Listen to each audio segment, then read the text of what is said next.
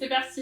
Alors bonjour les beauties, donc moi c'est Mélisse, j'ai 23 ans, j'habite en région parisienne et je travaille dans la recherche et développement cosmétique et plus particulièrement capillaire. Alors donc moi il y a eu des hauts et des bas.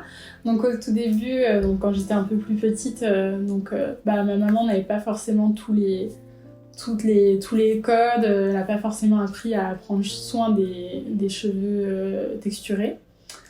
Ensuite, j'ai lissé mes cheveux pendant de très longues années, donc tout le collège, j'ai lissé, j'ai même fait un lissage brésilien. Donc j'ai eu beaucoup de mal à récupérer mes cheveux et j'ai voulu en fait regarder des produits qui soient plus adaptés, qui me permettent aussi de me différencier avec mes boucles, revenir aussi un peu à mes origines, à mes boucles quoi. Et donc j'ai commencé à m'intéresser aux produits un peu plus naturels, qui soient vraiment ciblés et adaptés pour les cheveux texturés.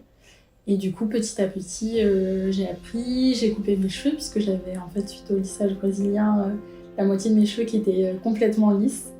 Et donc du coup, j'ai coupé toute seule au fur et à mesure. Mais je dirais que ce qui était le plus difficile, c'était de savoir cibler surtout, à chaque fois une bonne routine qui soit adaptée aux besoins en fait, actuels de mes cheveux. Et j'ai pu trouver des conseils déjà via les réseaux sociaux, via YouTube et aussi avec en fait des boutiques spécialisées. Mais ça a été quand même, j'ai dû vraiment rechercher et je dirais que même à ce jour, je change quand même des fois ma routine en fonction des besoins de mes cheveux. Je trouve qu'en tant que du coup personne avec des cheveux texturés, ça n'a pas toujours été facile d'un point de vue professionnel parce que même dans mon entourage on m'a déjà dit non c'est pas professionnel d'avoir ses cheveux bouclés alors que c'est pareil, on en prend même encore des fois encore plus, on met encore plus de produits, on y porte encore plus d'attention et de soins et je sais que j'ai fait des métiers où c'était impossible en fait pour moi de lâcher mes cheveux, c'était très frustrant en fait de devoir les attacher et puis ça les abîmait. Donc je dirais que ça dépend beaucoup en fait des secteurs et malheureusement il y a encore beaucoup de secteurs où les femmes sont obligées de soit les lisser, soit les attacher, ou c'est pas possible. Voilà. Alors du coup j'ai fait un master en recherche et développement cosmétique parce que du coup en fait j'avais cette appétence vers les sciences et en même temps j'avais cette passion pour la cosmétique. Et en même temps de ça, j'étais en train de me chercher, je cherchais ma routine. Donc du coup, les trois sont arrivés en fait en même temps. Cette formation en fait de chimiste, ça m'a aidée du côté des cosmétiques parce que je comprenais ce que je lisais en fait. Et de l'autre côté, le fait d'avoir cette passion pour le capillaire, pour les cosmétiques, ça m'a aidée aussi en fait dans mon travail, même encore à l'heure actuelle. Du coup, c'est vrai que moi, il y a 7 ans, j'étais un peu perdue. Je savais pas par où commencer. Il y avait plein de produits, plein de types différents. Donc, je dirais, pour commencer, il faudrait déjà se documenter un peu sur les réseaux sociaux. Maintenant, on a la chance d'avoir plein d'influenceuses. Alors, attention aussi à chercher les bonnes infos. Mais voilà, sur les réseaux sociaux, on a plein de contenus vraiment intéressants, très ciblés et aussi donc sur YouTube. Et aller en magasin, ne pas hésiter à demander aux vendeuses. Donc voilà, à être curieux en fait, à être curieux et savoir aussi comprendre ses besoins.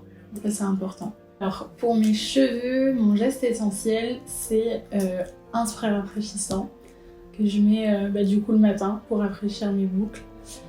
Et pour mon corps, c'est une huile ou une crème bien parfumée qui me permet de sentir bon et d'être hydratée toute la journée. Donc pour moi, la beauté, c'est la différence. Je pense que c'est la différence, la diversité. Et je trouve que c'est ça, la beauté, la richesse en fait, cette différence et le fait d'embrasser en fait cette différence et ces insécurités aussi, de les mettre en valeur en fait au lieu de les cacher. Et c'est subjectif à tous aussi je pense, mais ça devrait être subjectif mais en même temps pareil pour tous et assez égal. Je pense que j'ai voulu m'engager dans la beauté pour justement contribuer en fait au changement et à la vision de la beauté dans ces temps par exemple.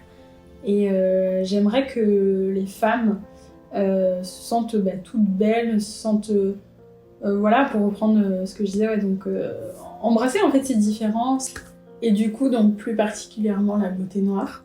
Donc j'aimerais que chaque femme se sente à l'aise avec leurs boucles, avec leurs cheveux texturés, avec leurs cheveux crépus. J'aimerais que les femmes soient fières de leurs cheveux crépus et que ce soit aussi dans le domaine professionnel, qu'on puisse avoir les cheveux lâchés et qu'il n'y ait aucun souci, et que ce soit complètement professionnel et reconnu comme tel. Et que chacune puisse avoir des produits qui répondent à leurs besoins.